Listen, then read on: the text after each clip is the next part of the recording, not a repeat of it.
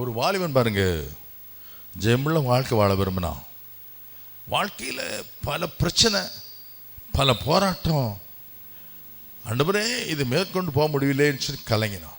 ஆண்டவர் அவனுக்கு ஒரு சொப்பனத்தை தரிசனமாய் கொடுத்தார். ஒரு சின்ன படகுல போயிட்டு இருக்கிறான். தண்ணிக்குள்ள ஒரு பெரிய மலை, அலைகள் சுற்றி சுற்றி மலையில் மோதி அடிக்கும் போது இவனுடைய படகை அந்த மலையை இடிச்சுட்டே இருக்கு. டம்மு டம்மு டம்மு. இவன் சொன்னான், ஐயா ஆண்டவரே உடஞ்சி போகும், படகு உடஞ்சி போகும், நான் தண்ணியை முங்கிடுவேன். அந்த மலையை மாற்றும், அது நம்முடைய ஜெபம். இடிச்சுட்டே இருக்கும்போது திடீர்னு அவனுக்கு ஒரு பயங்கரமாக அசிமான காட்சி ஆண்டவர் காண்பித்தார்.